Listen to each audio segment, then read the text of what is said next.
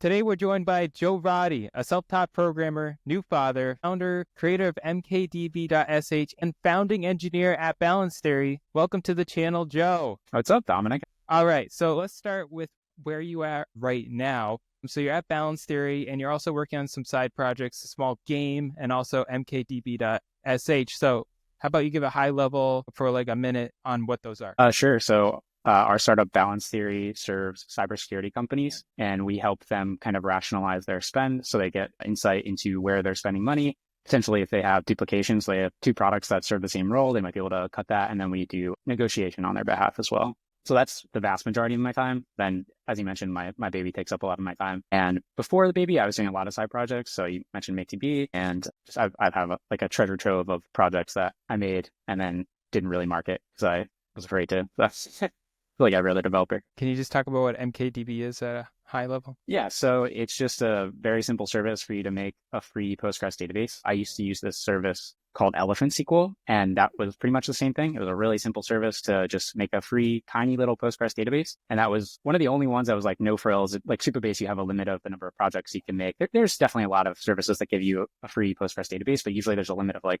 one or two. But I wanted something that was a small bit database. So I have like hundreds of side projects that I just want to get something going really quickly. And Elephant SQL ended up shutting down. I think they shut down last month. So that's why I made that. And I'm going to be rolling out functionality that lets you basically talk to an LLM to do things against your database. So create a database, create tables, migrate your database, query your database, things like that. That's cool. We'll have the link below. Check it out. All right. So let's start when you were in high school, and let's talk about your whole journey so far. So when you were in high school, did you think you would be where you're at today? And if not, can you put us in the mind of where you were at then? I'm not sure if I even knew that programming was really an option. I did take one like pseudo programming class in high school, but all I remember doing was doing print line statements and drawing a basketball with print line statements in a terminal. And then the rest of the time we were like playing Unreal Tournament or something like that because the teacher would like leave the room and we would just play Unreal Tournament in the computer lab. So I honestly didn't even know that like software development was really even a career option. I wasn't very forward looking with where I was going out of high school, like my college decision, what I was majoring in. It was kind of just whatever people told me to do. Okay. And then you were thinking about going to college? Yeah, I was looking at different colleges. I ended up going to Rutgers for 1 year doing mechanical engineering. And I didn't like that at all. I hated that. So I left Rutgers. I went back and did community college and I changed majors completely. I ended up changing to sustainability science. It's like environmental science. And then I finished my undergrad degree at another school, King University in North Jersey, but that in the same major, sustainability science. At the end of that, I did have one programming class. It was a Java, which is like an intro to CS class. I ended up having 2 free courses that I could take just because I only needed 2 more credits. So I took that. I took personal accounting as well because I thought that would be valuable like life skills. And I just instantly knew I should have been studying programming the whole time. Like I took that one class and I was like up late at night for like a class that didn't matter for me at all. Just doing extra projects and stuff like that, making like tic-tac-toe games, really simple stuff. I was obsessed with it. So for anyone that's in high school today or anything like that, do you think they should experiment with coding to see if that's a path? Yeah, definitely. And it's way easier nowadays with ChatGPT because the biggest issue that I found early on is you can get stuck really easily. And then if you're a beginner, you don't really know what to search for. You don't know what to do next. So you don't have the knowledge to be able to unstick yourself, but ChatGPT, Claude, all these AI tools are really good for that. So I think it's probably the best time ever to get into programming, the easiest time ever at least. Now, at the same time, AI is kind of becoming extremely good at coding. So what are your opinions on that and how that will change what people should study or what they should position themselves for the job in the future? Yeah, I definitely could foresee a future where these LLM tools end up kind of eating up the market for entry-level developers. There's always going to be a market for someone who knows how to direct the AI tools, at least for the foreseeable future. But yeah, it could end up eating into that market. But there will need to be people who are experts in these things to be able to get the AI unstuck, to be able to direct the AI to do things. And having like good computer science fundamentals will help with that. But yeah, it could be tough just landing your first job. But once you have a few years of experience, I think you're pretty safe. And then for people that want to make sure that they're going to have a job at a school, do you see any career paths that might be a good idea for them to take on? Like into the future, still in regards to AI or? Yeah, in regards to maybe, or just like with AI coming on board, what career paths do you think are most viable right now? Yeah, I would say the things that are probably the least safe are just basic CRUD apps. So I'm reading from a database and I'm displaying it on a screen. If that is all you feel comfortable doing, that probably will get taken away. It probably is safe to actually study AI itself. So if you want to develop the AI tools, I'm sure that will still be a really ripe industry to get into. But you definitely need, if you are in this like web development, like just a basic web developer, you're going to need to be able to leverage these. You're going to be able to need to do more than just creating CRUD apps, because the AI is going to be able to do that pretty soon, if not already. So, all right. Okay. So let's go back to college. What was college life like? Were you like actively focused on school, and then were you doing anything else on the side? What was that? I was a pretty bad student. So I wasn't even into programming until my senior year. But before that, in high school, I was a really bad student. My first few years of college, I was a really bad student. And then at some point, I think maybe I got a job, but I just clicked, like, really isn't that hard. If you just put some dedicated effort into it, like 15, 20 hours a week, I figured out like, hey, I don't even have to study that much. I just need to actually try at this and like treat it like a job. It became easy. It was a very strange dichotomy, because basically 1 year I just became a great student, and I didn't really change anything. It was just my attitude towards studying, attitude towards school. But yeah, I didn't even study computer science until my last semester. But I think it would have gone even better if I had found that earlier. All right. And what do you mean by bad student? Like, why would you consider yourself bad? I was just extremely lazy. I still consider myself lazy now, and I have to be very conscious about how I spend my time, because my default state, I would say, is one of just being not in motion. I want to lay down and do nothing all the time. And if I had my choice, that's what I would do. And it doesn't even make me feel good. I feel horrible afterwards. But I think it's pretty common for a lot of people, but I have to try very hard to convince myself to do things that are good for me. Got it. Yeah, I thought it was pretty natural for you. I would say that my brain does line up well with programming. Like, that is natural, but just getting myself to do things, overcoming the inertia of starting to do things, that doesn't come natural to me. Like my default state is definitely extremely lazy. And then there's certain subjects that can get me out of that, because I just enjoy programming. I do like programming, so it doesn't affect me there as much. But just cleaning the house, I have to be super dedicated. Like, I really need to point myself in a direction. I have to kind of manage my own time, manage myself to be able to get to do those things. For college, so this is a question I asked on other interview calls, and it's like, what is college worth it these days? Why is it worth it? If it is, if it's not, explain why, or what should be the criteria in which people decide to go to college? Because right now it is quite expensive. So what are your thoughts? Yeah, I think it depends on what you want to do. If you want to be doctor, lawyer, engineer, I would say absolutely, you kind of have to go to college, and that makes sense why. If you want to be a programmer, I think college can still be a really good path. Yeah, I think it is important. I didn't go to college for computer science, but I think that it would be pretty difficult to just go to a boot camp and have a successful career after the AI revolution, like making those CRUD apps, just doing simple UI. Like, those are the kind of things you can kind of self-teach easily, the kind of things that they would teach you in a boot camp. And those are the kind of skills that are pretty easily replaceable. So if anything, I would actually think college is going to become more important, and really understanding how computers work, how programs work. I actually think it's going to become more important, even though I don't have a degree in computer science. That would be my guess. Really? That's surprising to me. Yeah, I would think it would become a lot less, because you could have. Yeah, I know it's definitely a heterodox opinion. I haven't thought that much about this, but you'll be able to do more easily. But the thing is, so will everyone else. Someone who hasn't even spent 5 minutes looking into programming can go to some of these like bootstrapping tools and create a little web app themselves with literally no experience. So you're kind of competing with that as well. Okay. Yeah. I think the relationships you make, the networking, I think that might be worth it alone. The learning aspect, I actually don't think is worth it at all, but that's my own opinion. Yeah, I didn't study computer science. I know for me personally, I didn't get that much out of my degree. The biggest thing is I learned how to do research on my own. Like, I learned how to learn things. And it's also like, I struggle with self-motivation. And going to college really puts like this external motivation on you. And it forces you to say, hey, do these things or you're going to flunk out. And for me, that was very valuable. If you're the type of person who's extremely self-motivated, and I know I can go to this like Khan Academy course or whatever, like say a 1-year course on computer programming, and just learn that for free. If you feel like, hey, I'm motivated enough to do this, that can be a great path. But I feel like that's an extraordinary skill set to be able to be that self-motivated and have that much discipline to do that without any external thing forcing you to do it. I think you have to enjoy it in computer science anyway, because in programming, there are just so many programmers who just love programming. So it's really hard to compete in this industry when if 90% of the people actually love what they do and you don't, and you're just kind of just showing up for work, clocking in, clocking out, it's going to be pretty hard to compete with those people. If they're obsessed with it and actually do it for fun and you just hate it, you're not going to be successful. Yeah.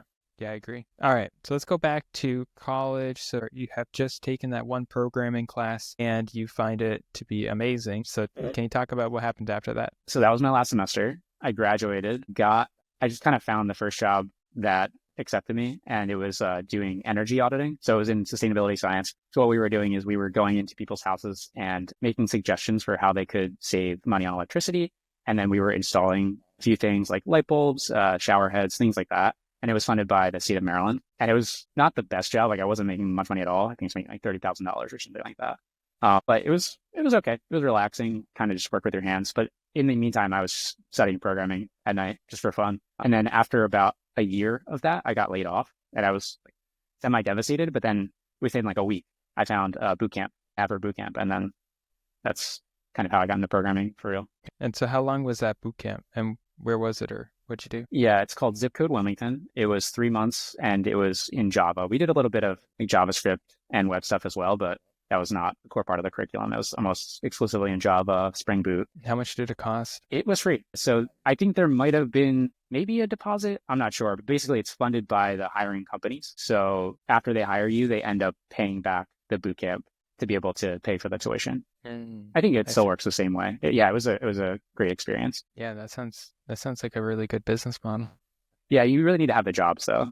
It seems like a lot of these boot camps, they're just kind of churning through people and they don't have a real plan for how to place them into a job. That's the kind of boot camp I would be wary of. But if the boot camp has a great track record of placing people, like a high percentage of people, I think when I went, Zip Code it was like above a 90% placement rate. For free.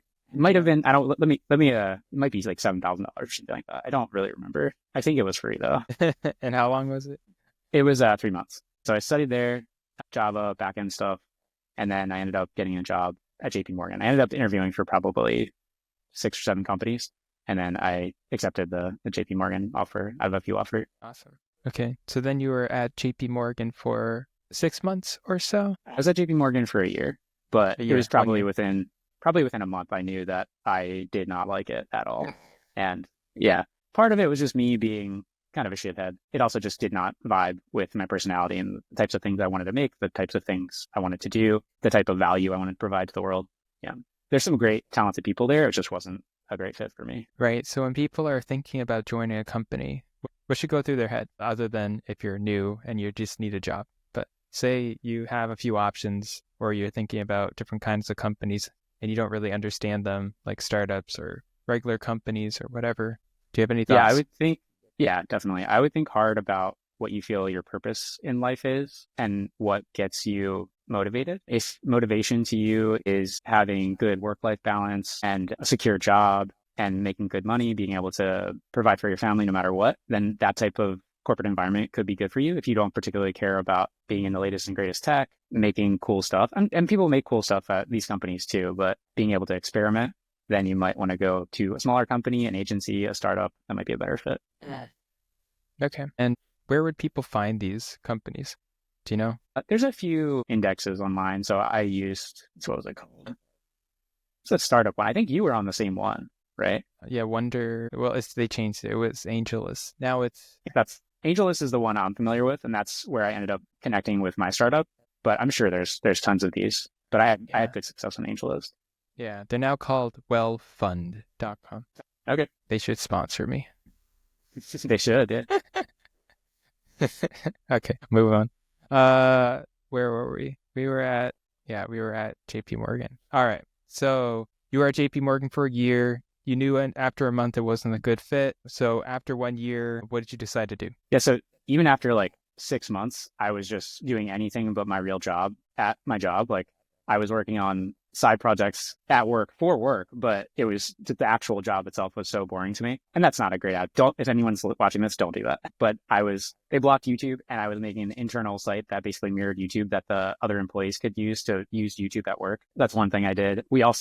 They had a program where you could donate your time to a charity to build software for them. So I was doing that. It was actually back for my code bootcamp. So we were building kind of like a code academy tool where you could write next to code and run it against tests. So I was writing like a little JavaScript tutorial system where you could write JavaScript, run it, see if it passed the tests. And I was just doing that like more than my actual job because I found the job so just draining. And me and a buddy who went to my boot camp but was also working at JP Morgan, we basically had the exact same mindset, and we decided to leave JP Morgan to start a startup together. All right. So let's talk about that startup. The startup was probably 2018. Right. Yeah. Okay. So you quit JP Morgan and you went to start your own startup called Textable. Is that correct?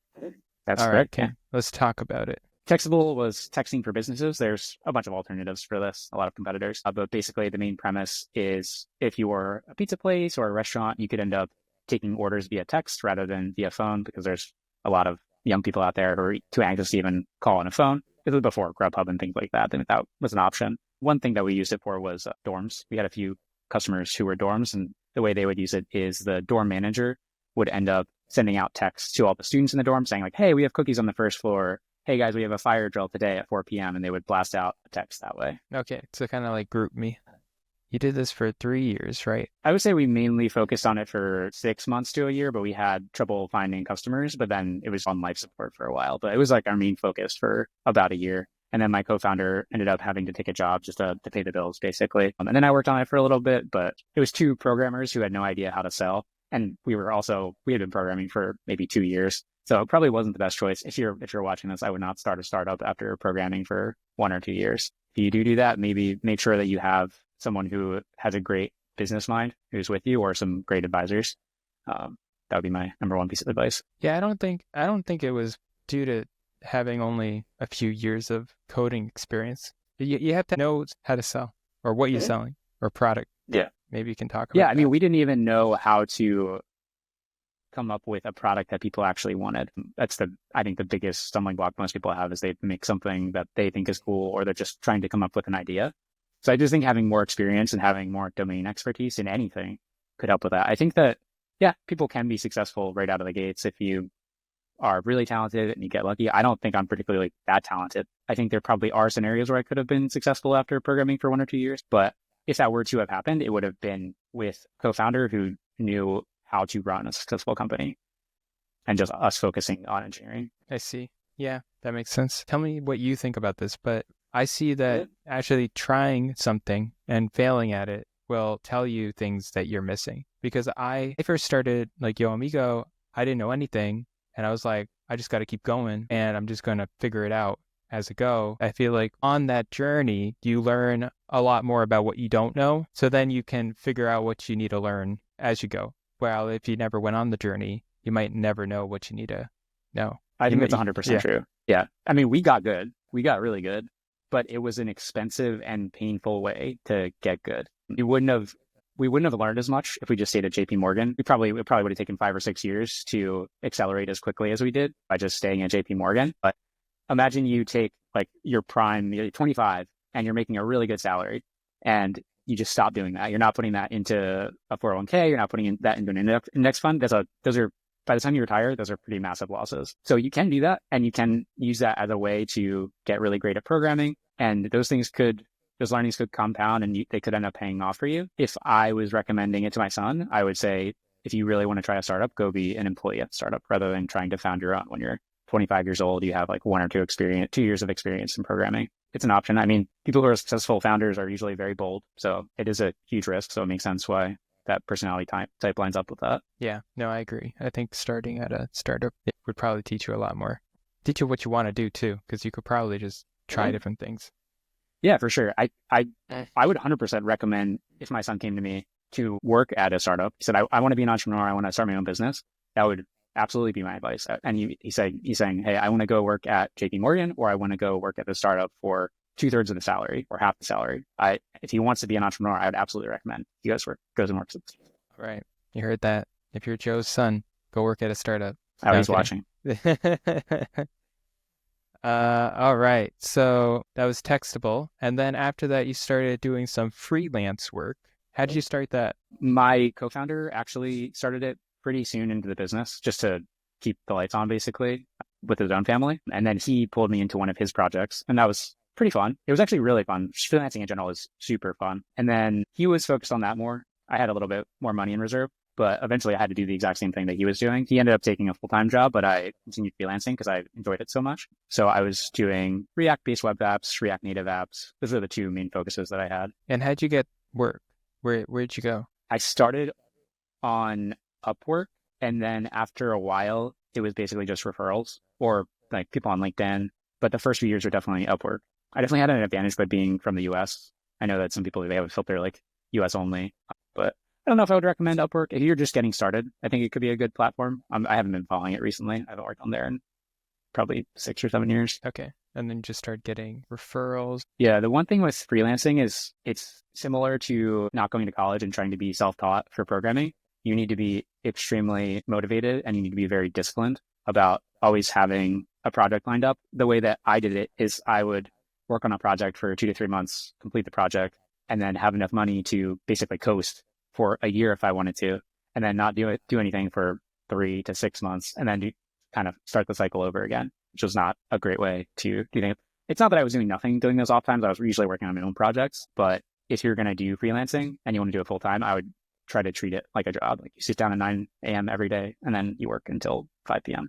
So that was your freelance work. And then after that, you got a job at Balance Theory. Can you talk about that transition process, why you made it, and then how you got the job? Yeah, so I was getting tired of doing the cycle that I described of working on a project for a few months, needing money, finding a client, working on a project for a few months. And my wife didn't like it either. She was my girlfriend at the time. So then I just decided, hey, this is fun, but it's not very serious. I want to have like an actual serious job. So I ended up mainly focusing on startups. I knew that I didn't want to go back to corporate America.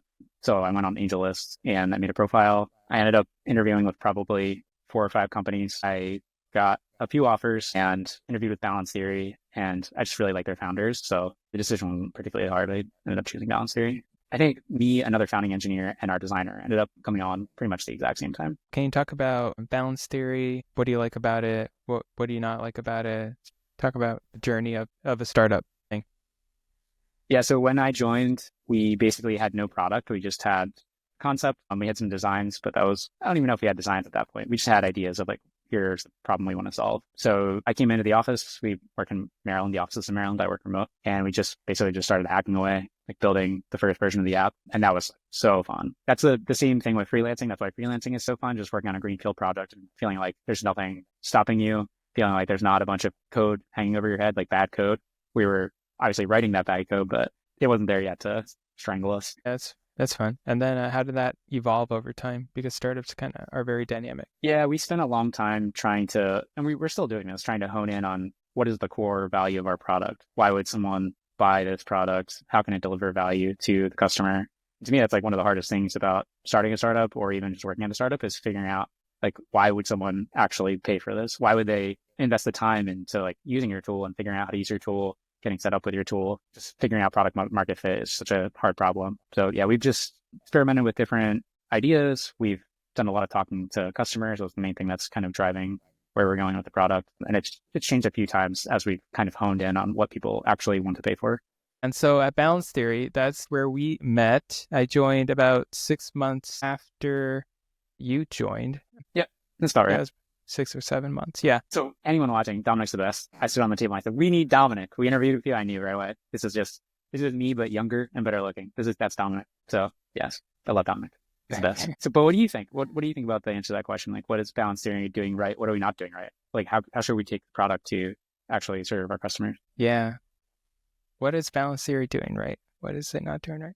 But I thought what was interesting at Balance Theory was how we can get customer meetings and have very productive conversations with just Figma designs and Figma prototypes. Being able to experiment fast and having customers use the software is highly valuable, and it's kind of difficult when you're in an enterprise setting. So I think that's a challenge maybe with just enterprise B2B software.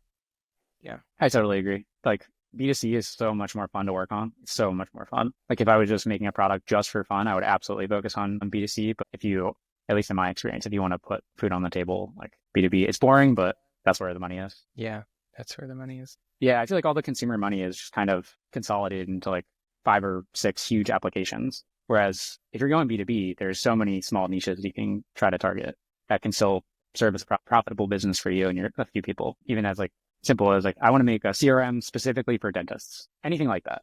Whereas if you're building a consumer app that is that niche, the likelihood you could actually sustain your family or employees is pretty low. Yeah, it's difficult, but more fun. It's more fun. It's much more fun.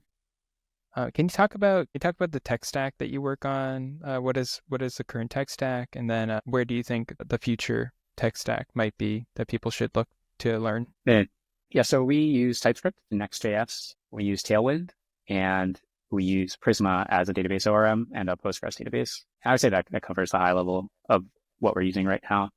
I would definitely recommend TypeScript to people getting into programming. I think if you want to make lots of different things, it's probably the best language to learn because you can make a website, you can make a desktop app, you can make a mobile app. So there's a lot of flexibility with that. What do you think the tech stack people should learn? Yeah, I would say one thing with picking your language that you're going to focus on and then different tools you're going to focus on, I wouldn't get too tied into one, but one thing that can be maybe a tiebreaker is if you pick something that is more commonly used, like React, TypeScript, Python, these like really common technologies, the way that you're going to interact with AI will be a lot more effective in my experience. Whereas if you pick an extremely niche framework or language, it might not be quite as effective. So I know Rust is all the rage with a lot of people, and there's some demand for that. But personally, I try not to just become too distracted by the hype cycle. And I do naturally, like, I want to go learn Rust. I want to take 6 months and just go learn Rust. But I have to stop myself and say, like, that's not important right now. Like, if I'm working on a side project or something like that, that is not going to move my side project forward whatsoever. And I already know TypeScript very well, so that's really not going to benefit me. It might be able to make a dev tool that can run twice as fast, but that's really not the bottleneck that's stopping me from being successful. The bottleneck is actually sales and marketing. Yeah. Or it's just talking For me, to people. I think that's the vast majority of like developer founders. Like, the bottleneck is just getting your thing out there and not being too embarrassed to put your thing out there, not feeling like it's cringy to make like a YouTube thumbnail that's evocative, which everyone is doing this, but it feels like, oh, that would be morally wrong if I made something that people are actually going to click on. That's a big problem with dev tool founders. At least I feel like it's almost a little presumptive, a little bit showy to try to say, hey, look at my tool. I think it's pretty cool. And there's really nothing wrong with that. And if you feel like you've built something that actually will provide value to people, then you almost have a duty to show that to as many people as possible. Yeah, I agree with that. All right. Well, I have to trick myself into, I have to trick myself into believing that. Don't listen. Don't look at what I do. Just listen to what I'm saying, because I don't actually do these things. I'm terrified of trying myself up. But you've done it before. But not enough. Yeah, I've definitely I'll work on a thing for 6 months, and then I'll build up the motivation to make one post on Reddit or something like that. And even if it has success, like, it doesn't really matter if it completely bombs or gets some amount of positive feedback. I just post the one, and then I'm like, I did it. Now, where are all my customers, please? Every customer should come in now. Yeah. I feel like probably subconsciously, I feel like, okay, that's off my plate now. I made a Reddit post. I'm done with that. I think they can be steps. I think first step is post one time, and then you're like, cool, you did that. Now next step is post twice in 2 places. Cool. Next step is to go on Product Hunt. Put your product there. Doesn't matter if you advertise prior or not. And then, yeah, I feel like just keep going up that ladder until you get more comfortable. If you're going to do this and you're going to do it alone, it's extremely important to have a deliberate plan of, I will do this, then I will do this, then I will do this. Even just promising yourself, hey, I'm going to post twice a week. Something that you do at a specific time in a specific place. On Mondays and Wednesdays at 9 a.m., I will post on LinkedIn, and actually going and doing that thing rather than saying like, yeah, I'll probably post this week. Just having like a vague idea of, I'll probably post something, because your brain is going to come up with every reason in the world as to why you shouldn't do that right now, because it's a lot more comfortable to not post your product than it is to. Yeah. You got to kind of just do it. Yeah. And even if making that plan isn't enough to keep you disciplined, having some friend or some sort of accountability partner who's going to say, hey, you said you would post on Mondays and Wednesdays at 9 a.m. and I don't see your post. Like, having someone who will actually hold you accountable, that's huge.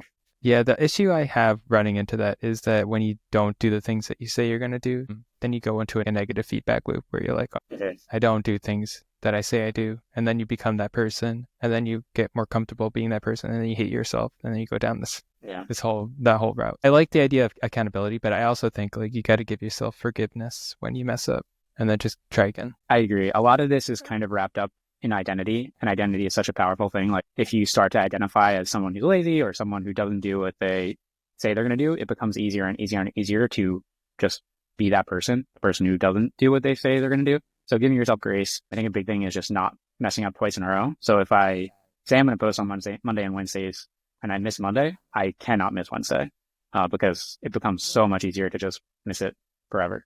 It's not breaking the chain. A lot of it's coming from Atomic Habits, if you ever read that. Yeah, a long time ago. Do you have any advice for anyone looking at career paths, either in high school or thinking about switching careers in their life? I would say the number one thing is figure out what your purpose is, why you're doing the things you're doing. I finish a day of work and feel like I've actually done something meaningful. So where do you find meaning? Okay, Joe, so where can people reach you online these days? I am not on social media. I think I have a Twitter. You can mrjoeroddy, Mr. Joe Roddy, but I probably won't respond. You could email me. That's also mrjoeroddy@gmail.com.